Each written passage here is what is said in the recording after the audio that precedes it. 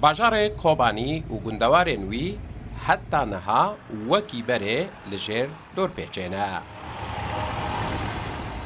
پشتی 8 روزان جراگاندنا ریکفتنا 29 چله تبان دورگه و ریکفتنه لسر روشا کوبانی دیار نبویه. همو خزمتگزاری و پیداویستین جیانا روزانه لسر نشتجهن هرمه قدگرینه. سلاو عبدو که کمالیه جناف باجار کوبانیش تورا مدیعی یا رو داویره لسر روشا خراب آجیانا نشتجهان آخوی.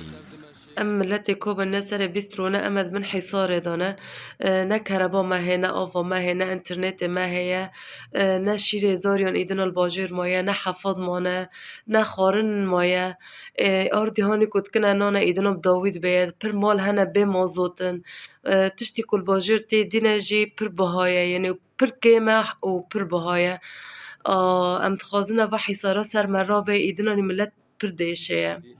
اینا کوبانه ده حصار ده لهرمه نخوش بدرمانن و بریندار بیچاره سرینه.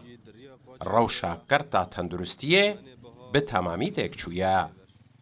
نه درمان دیگه باجیرم پر مستشفى هنا بدرمانن انسان هنا نساغی شکر نساغی گرانن درمان بوانا گرگه ام دخوازنش به حصاره درکبن على اساس ام ددی مهش حصاره درکتن حتی نهات تشتکی تنفیذ ببه حتی نهات تشتک تنفیذ نبیه. لباشور روجهلات هرمه لگند چلبیه و دردوراوی و لباشور روج آوای ویجی لناحیه شیوخ و دردوراوی خال و ریبندن هفبشت نافبرا اولهی گشتی و اسایش دهات ندانین لروش نهاتی آسایی کرن.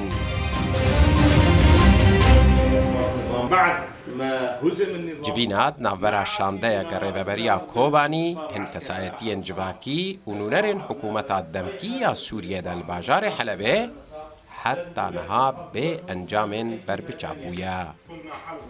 حسين عمر روداو تبلى بالبشر